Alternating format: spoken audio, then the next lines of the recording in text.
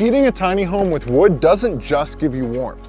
There's also some unexpected benefits. We built our tiny home to be as heat efficient as possible. This was not only to support us, but our growing family. Comment below whether you think it's a boy or a girl.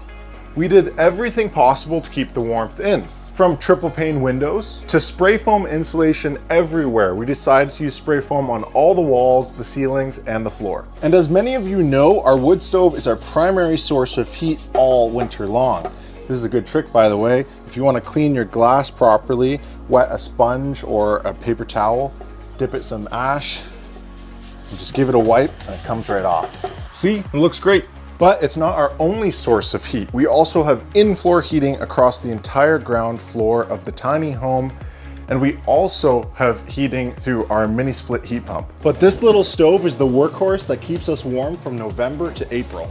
So today I'm gonna share with you the unexpected benefits of heating a tiny home with a wood stove. And while this is warming up, I wanna show you how we built this ourselves. If you've already seen this part, you can skip to here on the timeline. Before we could get to this point of installing a chimney, there was a few things that needed to get done. Firstly was we needed to finish a half wall that would protect against the wood stove in the seating area of our banquette. We decided to finish it with all of the materials we used for our ceiling. You can see the banquette there on the left is protected by this half wall with the stove on the right. Now we needed to do some heat protection. We decided to create some heat shields that were off the wall and according to code so that we could go as safe as possible while decreasing the space behind the stove and the wall and increasing the space in our tiny home. We went with a galvanized corrugated steel. We spaced it off the wall with these metal spacers that we created, and we were ready to run the chimney through the ceiling, but that's not what happened. When I began to cut through the ceiling so that our chimney could run through, I quickly realized there was a big problem. Although we had designed and built this tiny home completely ourselves, we thought we accounted for enough room for the chimney to run through to the second floor, but we didn't. This had felt like a huge deal. Winter was coming fast and we had bought all the components for it to go straight up through the roof. So we had to figure out another way.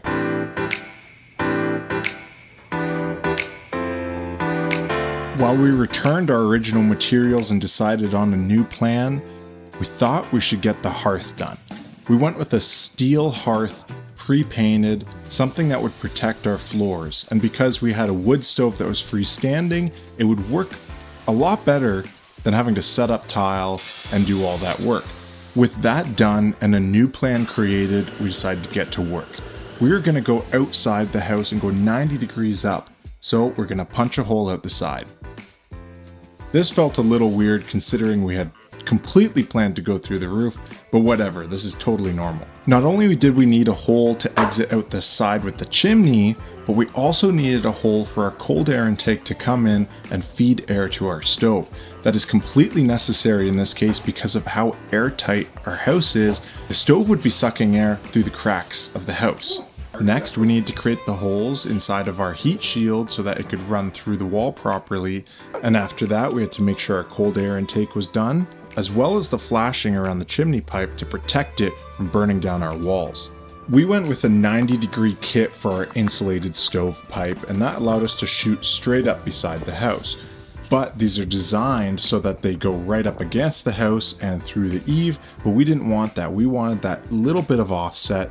So I built a stand for the 90-degree bracket to sit on, and I also built extra brackets for the strapping of the chimney to rest on as well. With those in place, we could start stacking our insulated stovepipe. We had already calculated the amount we needed in order to meet code for how far our stovepipe needs to be above our roof line. I also needed a place to store wood and some tools to manage the fire. I didn't want to buy any, so I decided to put my hand at welding some scrap metal and creating them myself. A lot of you already know this because I was sharing it on my Instagram as it was happening. So if you want to see more of the stuff I'm doing in real time, make sure you follow me there. And by installing it and doing it completely ourselves, we saved an arm and a leg. With taxes, we spent 2,400 Canadian dollars installing everything that you see here. In American, that's around 1,600 US. Now, people have said we've been ripped off for that price, but I don't think so. That's what things cost these days. And we got quotes for people to install this for us, and they wanted $15,000. Not happening. And yes, all of this is fully to code and certified. And no, we're not losing a ton of heat by not going straight through the roof. In fact, I'm happy it goes out and we lose a little bit outside because this thing gets hot. If I did it again, I'd tweak a few things, but so far this setup has been rock solid and did us great all last winter. Now, let's get into the benefits. Number one, it's completely independent from the grid and even power. So when the power goes out, we have no problem heating our home whatsoever. And pellet stoves are really amazing stoves, but compared to a wood stove, the electricity part is their downfall. Number two is radiant warmth. Wood stoves and fireplaces give off great radiant heat, which covers the surrounding area within the distance of it. You can kind of see that here on the thermal cam. But don't get me wrong, this can also be a problem. Your wood stove has to be in a good position to give radiant heat outward evenly. A forced air furnace can get heat into different rooms across a large house.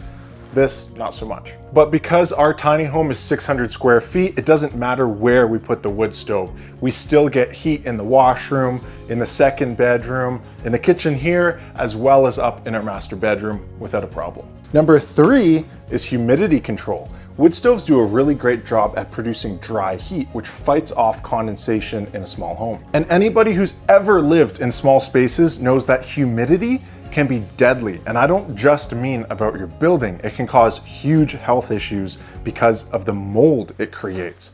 Humidity is the #1 problem faced in small spaces, and we hold it back in a number of ways, including this one.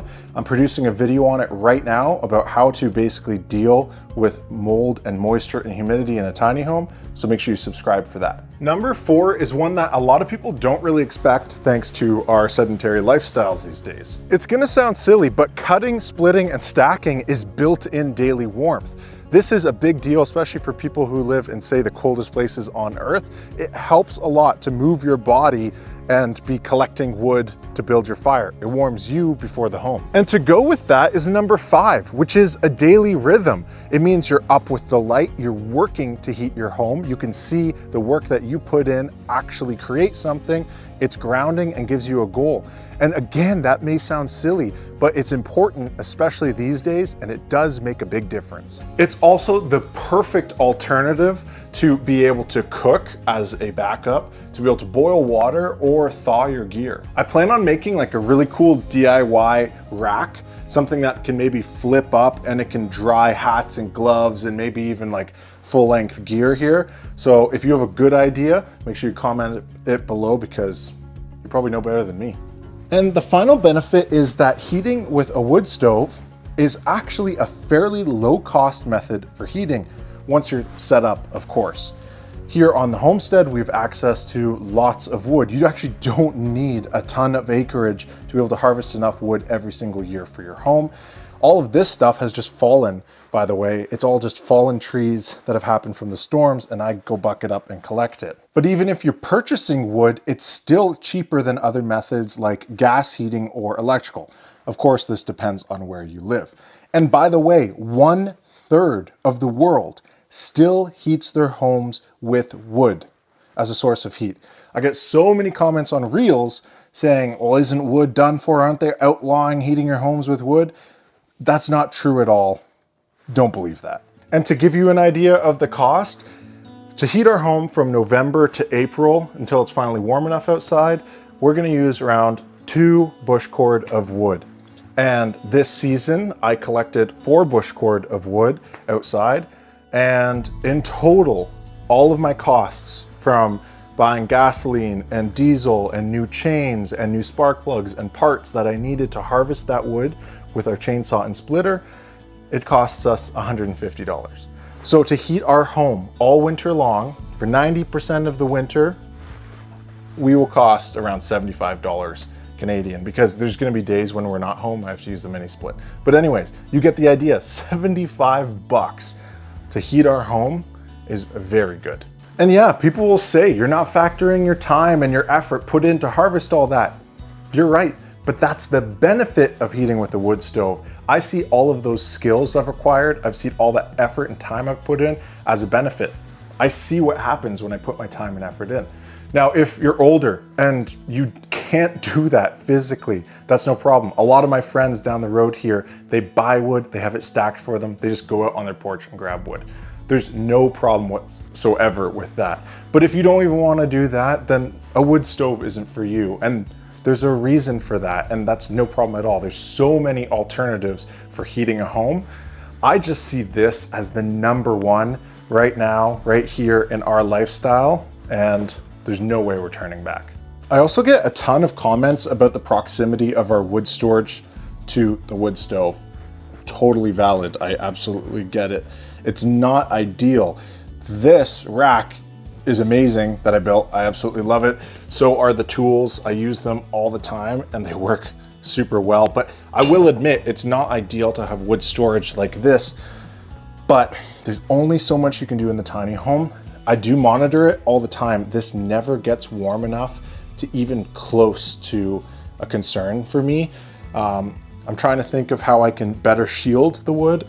I could build a shield, but I'd lose out on my cut length and everything like that. So I don't know, I'll figure that one out, but I do appreciate the concerns. Heating a tiny home takes a lot of effort, but I only see the benefits stacking up. That's a terrible joke, I'm sorry. But if I have missed a benefit, make sure you let me know in the comments below. I know there are some that I missed. I'd love to hear them, so make sure you drop them in the comments. If you want the deep dive on humidity and mold in a tiny home, watch out for that because that video is coming out soon. If you want to see more about how we harvest our wood, you can also watch this video here because we do it all ourselves and honestly, I enjoy it a lot. Make sure you drop any comments or questions that you have below because I'm more than happy to answer them. And this winter's going to shape up to be a doozy. I'm really excited that winter's finally coming. We can go snowmobiling and enjoy everything with our family. So I hope you guys have a great weekend and I'll see you on the next video.